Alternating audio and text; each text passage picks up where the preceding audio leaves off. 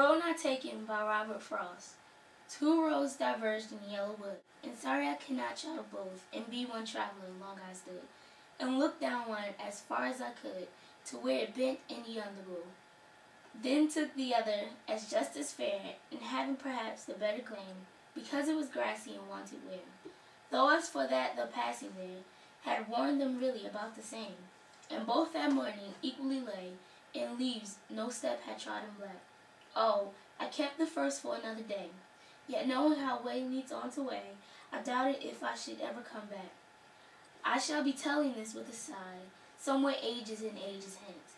Two roads diverged in the wood, and I took the one less traveled by, and that has made all the difference.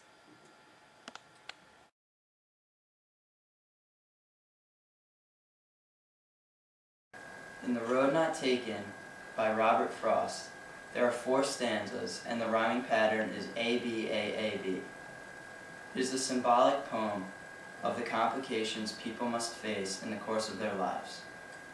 When analyzing the phrase yellow wood, we can infer that the speaker is talking about autumn. Regretting that he can only travel one path, the speaker begins to recall how he decided with which path to take.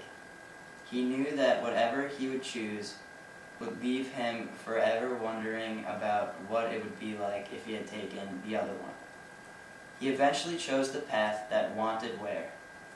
Wanted where is a personification because an inanimate object cannot want. In the last stanza, we realize that the speaker is telling us this poem later in his life, where he is now most probably taking decisions more seriously than when he was younger. Because he is saying that he will be telling this account with a sigh, one can assume that he regretted his decision. Later, though, he says, and that has made all the difference. This phrase suggests that he made the right decision. The two roads resemble the choices of life. Two roads diverged and I was named after General Robert Lee of the Confederate Army. My middle name is Lee, by the way. I was born on March 26, 1874, in San Francisco, California. My mother was a teacher, and my father was also a teacher as well as a journalist.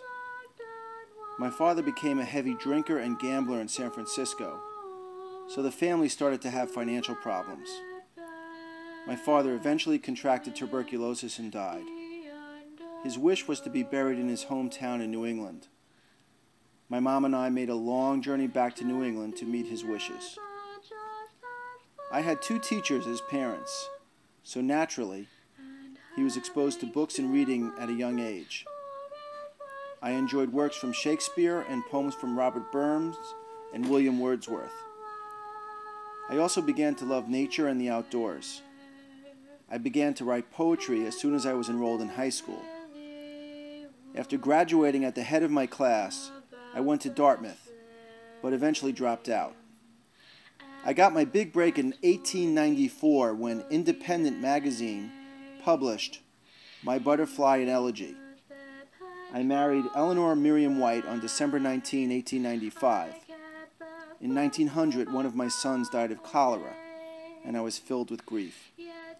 Soon after writing Road Not Taken in 1915, I won the Pulitzer Prize for a collection of poetry entitled New Hampshire.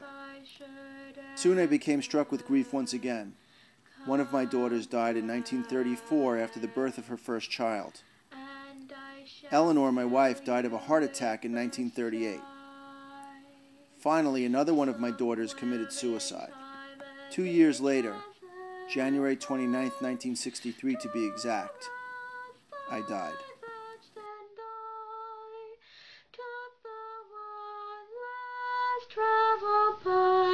And that has made the difference.